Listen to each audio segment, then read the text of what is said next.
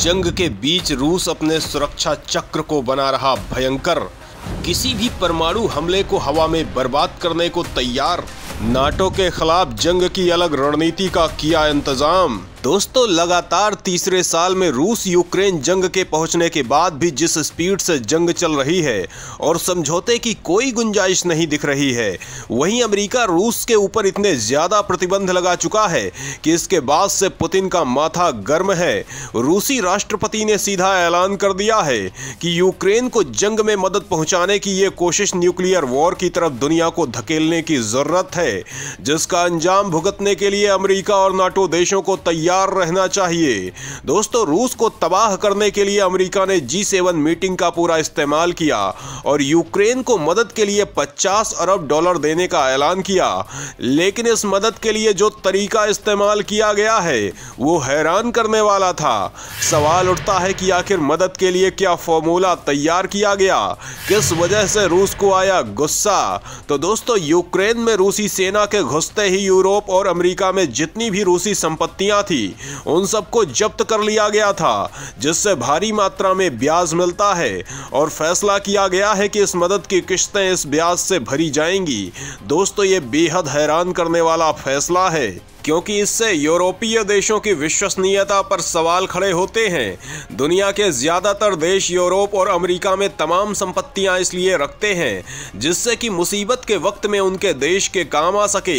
ये संपत्तियां यूरोपीय देशों के बैंकों में रखी जाती हैं। इसमें सोना, डॉलर और दूसरी चीजें भी होती हैं। भारत का भी तमाम सोना यूरोपीय बैंकों में रखा हुआ है। हाल में ही देश अपना 100 टन सोना ब्रिटेन से वापस लाने में सफल हो गया है, लेकिन अभी भी लगभग 300 टन सोना विदेशों में रखा हुआ है। लेकिन रूस के ऊपर हुई इस तरह की एकतरफा कार्रवाई को देखते हुए सवाल ये उठता है कि क्या इन देशों में रखी संपत्तियों को सुरक्षित माना जा सकता है। दोस्तों, इसका जवाब तो पूरी दुनिया को खोजना होगा, लेकिन यूरोप जिस तरह की एकतरफा कार्रवाई कर रहा है उससे खफा रूस ने अब यूरोप और अमेरिका को सबक सिखाने का मन बना लिया है और लगातार बेहद घातक हथियारों के निर्माण में लगा हुआ है।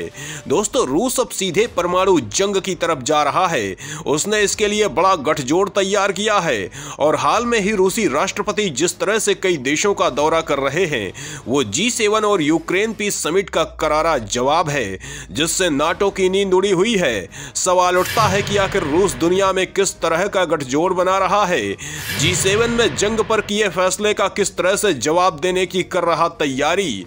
इस गठजोड़ के बाद अमेरिका के खिलाफ कितना ताकतवर हो जाएगा मॉस्को। तो दोस्तों, इस सनसनीखेज खुलासे को जानने के लिए वीडियो को आगे देखिए।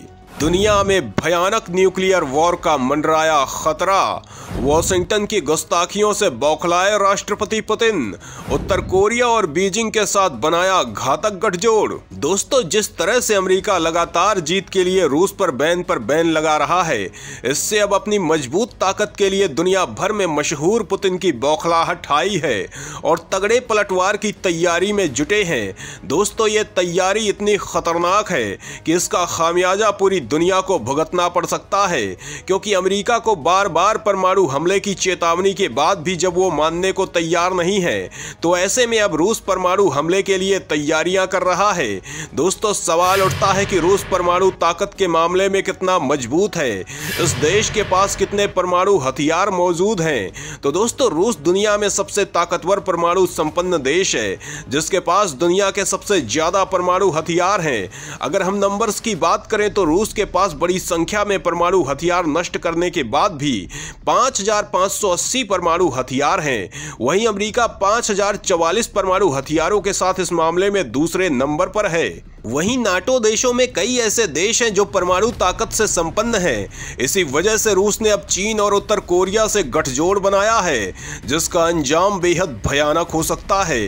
पुतिन ने छठी बार राष्ट्रपति बनने के बाद सबसे ज्यादा महत्व जंग में जीत पर दिया है और अपनी सबसे पहली यात्रा चीन के लिए की है।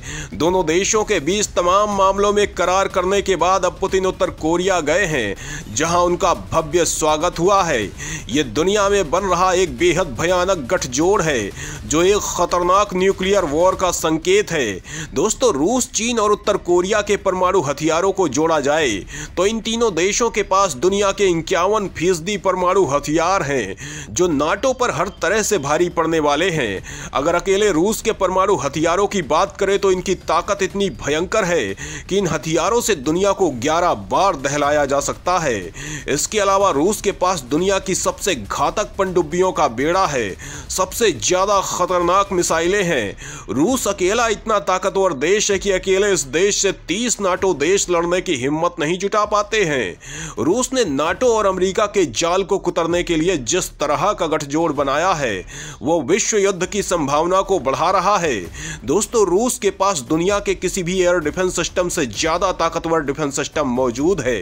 वहीं अब इसके एडवांस वर्जन को जंग के मुहाने पर तैनात कर दिया गया है। सवाल उठता है कि रूस किस एयर डिफेंस सिस्टम का इस्तेमाल करता है, इसके एडवांस वर्जन में कौन कौन सी क्षमताएं मौजूद हैं, ये अपने पिछले वर्जन से कितना ताकतवर है। तो दोस्तों, इस बारे में जानने के लिए वीडियो को आगे देखिए। मॉस्को दुनिया के सबसे ताकतवर डिफेंस सिस्टम से है लैस। इसकी घातक क्षमता से खौफ खाता है सुपर पावर अमेरिका। अब इसका एडवांस वर्जन जंग के मुहाने पर मचा रहा बवंडर। दोस्तों, मॉस्को दुनिया के सबसे घातक एयर डिफेंस सिस्टम का इस्तेमाल करता है।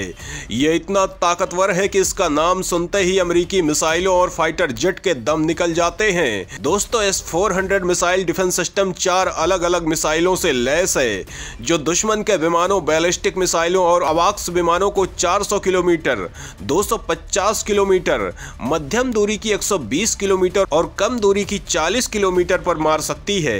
दोस्तों, इस डिफेंस सिस्टम की ताकत का दुनिया में वो दमखम है कि अमेरिका भी इससे खौफ खाता है और अमेरिकी मीडिया ने इस पर बड़ा खुलासा किया है। सवाल उठता है कि आखिर अमेरिकी मीडिया ने क्या खुलासा किया है, वॉशिंगटन में क्यों बवंडर मचा है। तो दोस्तों, वॉशिंगटन पोस्ट ने रूस की S-400 डिफेंस सिस्टम की भयंकर क्षमताओं को स्वीकार किया है। वॉशिंगटन पोस्ट ने अपनी रिपोर्ट में F-35 लाइटनिंग सेकंड विमान सहित दूसरे स्टील्थ लड़ाकू विमानों को निशाना बनाने की इसकी क्षमता को स्वीकार किया है। रूसी S-400 को दुनिया का सबसे ताकतवर एयर डिफेंस सिस्टम माना जाता है। दूसरी ओर F-35 को 5वीं पीढ़ी के सबसे सफल स्टील्थ विमान के रूप में जाना जाता है।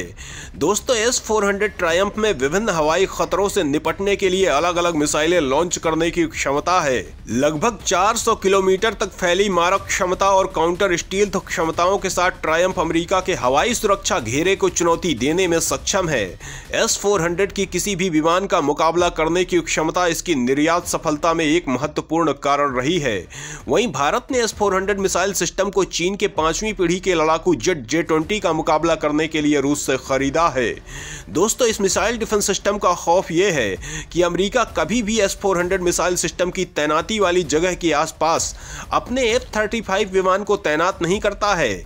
जब नाटो सदस्य तुर्की ने S-400 का अधिग्रहण किया तो अमेरिका ने उसे F-35 प्रोग्राम से ही बाहर निकाल दिया और उसे अपने स्टील्थ विमान को बेचने पर भी पाबंदी लगा दी। अमेरिका को डर है कि S-400 के रडार F-35 विमान की टेक्नोलॉजी और क्षमताओं को चोरी कर सकता है। दोस्तों, लेकिन अमेरिका के लिए बड़ी चुनौती ये है कि अब रूस ने इसके एडवांस वर्जन S-500 को जंग में तैनात कर दिया है जो अमेरिकी विमानों को तबाह करने में वक्त नहीं लगाएगा। रूस का दावा है कि यह लोअर ऑर्बिट की ऊंचाई तक दुश्मनों के हथियारों को ट्रैक करने और मार गिराने की क्षमता रखता है। एक्सपर्ट्स का मानना है कि इलेक्ट्रॉनिक युद्ध के दौरान S-500 मिसाइल सिस्टम काफी कारगर साबित हो सकता है। इसकी रेंज 600 किलोमीटर है। दोस्तों, ये सिस्टम मिसाइल हाइपरसोनिक है। ये सतह से हवा में मार करने वाली एंटी बैलिस्टिक मिसाइल है। इसे अंतर महाद्वीपीय बैलिस्टिक मिसाइलों को मार गिराने के लिए बनाया गया है। साथ ही साथ ये हाइपरसोनिक क्रूज मिसाइल या एयरक्राफ्ट को भी हवा में ही ध्वस्त कर सकती है। एक सिस्टम एक बार में 10 बैलिस्टिक हाइपरसोनिक टारगेट्स को एंगेज कर सकता है, यानी उन्हें मार कर गिरा सकता है। यह दुश्मन के टारगेट को हवा में 180 से 200 किलोमीटर ऊपर ही मारकर गिरा सकता है। दोस्तों, S-500 मिसाइल दुश्मन की हर उस मिसाइल के लिए घातक है जिनकी रेंज 3500 किलोमीटर है, या फिर वो रडार सिस्टम जिनकी ताकत 3000 किलोमीटर तक की है। इसके अलावा ये बड़े ड्रोन, धरती की निचली कक्षा में उड़ रहे सैटेलाइट और अंतरिक्ष से आने वाले हथियारों को मारकर गिरा सकती है। दोस्तों रूस इस सिस्टम को भारत को बेचने के लिए तैयार है और उसने पहले ही कहा है कि अगर भारत जैसा देश इसे खरीदने में दिलचस्पी दिखाता है तो जरूर इसके एक्सपोर्ट वर्जन को तैयार किया जाएगा।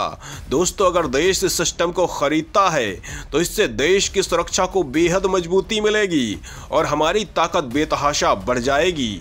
तो दोस्तों इस खतरनाक एयर डिफेंस सिस्टम के बारे में आप क्या सोचते हैं, कमेंट में ज़रूर बताएं।